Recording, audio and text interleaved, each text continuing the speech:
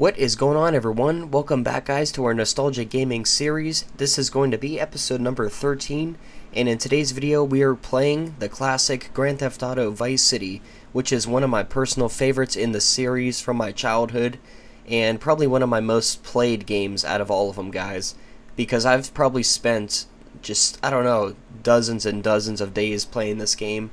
I probably played through the entire story at least probably 12 times, and it was just overall a great game. I'm going to be talking about a bunch of different things in this video. By the way, guys, I'm recording here Monday the 30th. I just finished up some of my homework, so I have some free time. And if you ever played Grand Theft Auto 3, which was the predecessor to this, it was like the precursor to this game.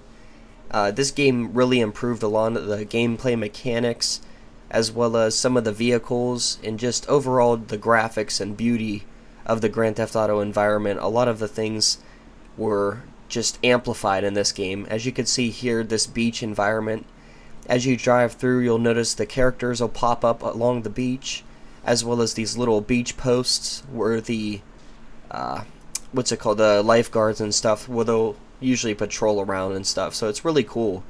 They definitely improved the city environment. They made this atmosphere feel like the 1980s. They nailed it with the soundtrack in this game too, guys. And kind of one of the unfortunate things about YouTube now is that I won't be able to let you hear the soundtrack or the radio stations. As you can see, I'm cycling through. There's Wave 103, Wild Style, just to name a few, and V-Rock, which is one of my personal favorites. Also, guys, throughout the map, you'll notice there's various things to do, such as head to the golf course over here, which is really fun. And there's also people that are kind of like at the front entrance here. I remember I always used to snipe those guys when I was driving around as a kid.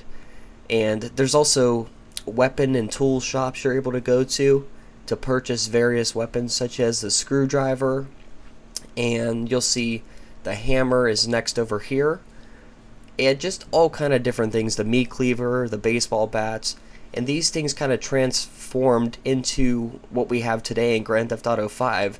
And kind of one of the reasons why I wanted to cover this game first is because I think Grand Theft Auto 6 should be set in Vice City.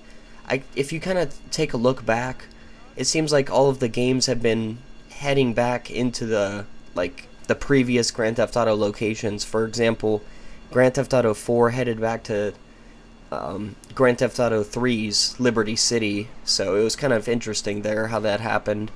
And then with Grand Theft Auto 5, we went back to Los Santos, and I don't know, parts of San Andreas, but not really. So it was just kind of, I think it would be interesting if we travel back to Vice City in Grand Theft Auto 6. It would just make sense, kind of. But that's just my personal opinion, because this is one of my favorite maps in the entire series. I would say my most favorite is Grand Theft Auto 4's map, Liberty City, just because I love the atmosphere, the physics, and I think they nailed it in that game out of all of them.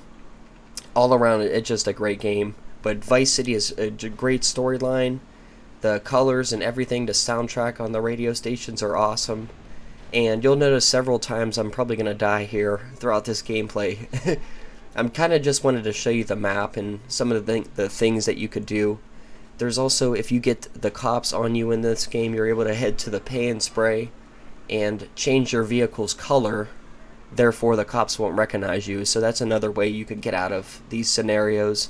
But I'm also going to run through a few missions.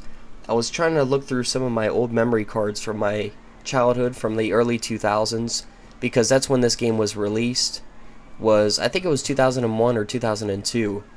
And it's kind of set in the 1980s, well, it is set in the 80s, and it features, I think, the voice of Ray Liotta. He plays I'm not sure if he plays Tommy Vercetti's voice, who's the main character, but it was just really interesting to notice that Ray Liotta was in this, who's famous from Goodfellas and a bunch of gangster movies, so it kind of fit the setting here.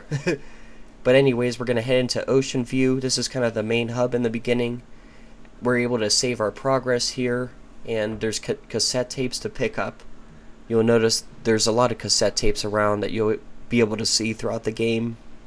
There's also some stunt jumps and things throughout the game that you'll be able to perform.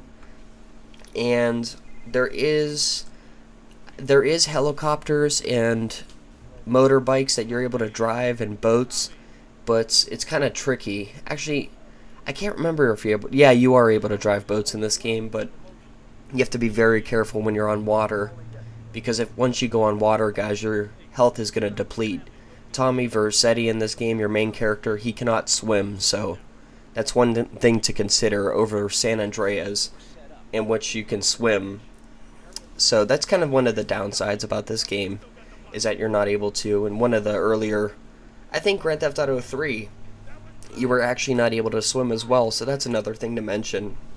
But anyways, guys, one of my favorite things I wanted to show you in this video, but I didn't have my old memory card with all my save, my 100% completion, so I wasn't able to travel throughout the map. But there is some really funny cheats that you're able to do. There's one where you're able to cause like a mass riot. People are fighting and stuff in the streets. And here's one of those stunt jumps, guys, that I was talking about. It's really cool. You can complete a bunch of these around the city. There's also some collectibles as well, and some side missions you could complete, which makes this a really cool Grand Theft Auto, why I love it so much.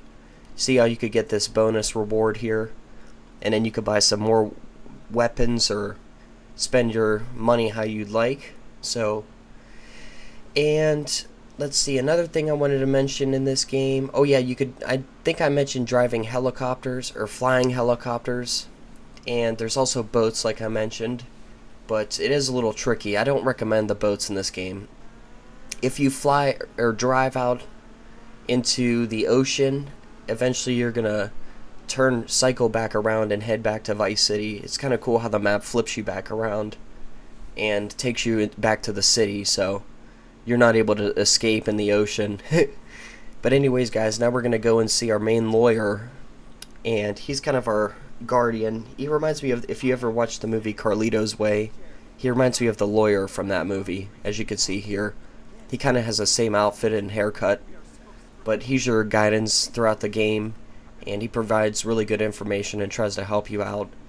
A lot of the characters in the game, I'm not going to spoil the storyline if you never played through the game, but they will screw you over eventually, which I guess it's the case with all gangster movies, and which is why Ray Liotta was a good fit for the voice actor. So, yeah, this is the Banshee. It's a really nice vehicle. There's a lot of nice vehicles in the games, or in the game, that you'll see patrolling throughout the city. Also, the cops, they kind of get on you really fast, so you have to be careful in this game compared to some of the other ones. But I have to say, GTA 5 is really hard when you're trying to evade the cops, because they really, it's like RoboCop almost. They're on you within seconds, and it could be challenging at times if you haven't played in a while. But anyways, this is a part of one of our missions. We have to go here to Raphael's and we have to change our outfit, I believe, because we have to talk to another character in the game, another mob boss. But this game is a mix of Carlito's Way, Scarface, and just a bunch of other 80s pop icon or pop culture things. It's a really great game. I highly recommend it if you haven't played it.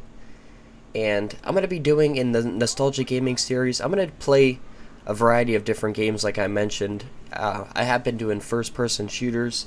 This game is more of like a third-person action game, and I've been doing platformers as well, such as Tak and the Power of Juju, and Jak and Daxter and all those games. So, yeah, I will be posting some more videos today, guys, on Monday. I hope to do maybe 2 more episodes today because I have some free time to record. And I just wanted to show you what the gun shop looks like here. You could get the pistol, the Mac, which I'm probably going to purchase. Yes, I am going to purchase that, because it's only $300 and I have a decent amount of money here, or the perfect amount. Okay, so, and also if you want to do L2 or R2, you could shoot from the side, so that's a good way to take out enemies that are patrolling around you. And in the future in this series, guys, I will be reviewing Grand Theft Auto 3, because I do have that game, as well as Grand Theft Auto San Andreas.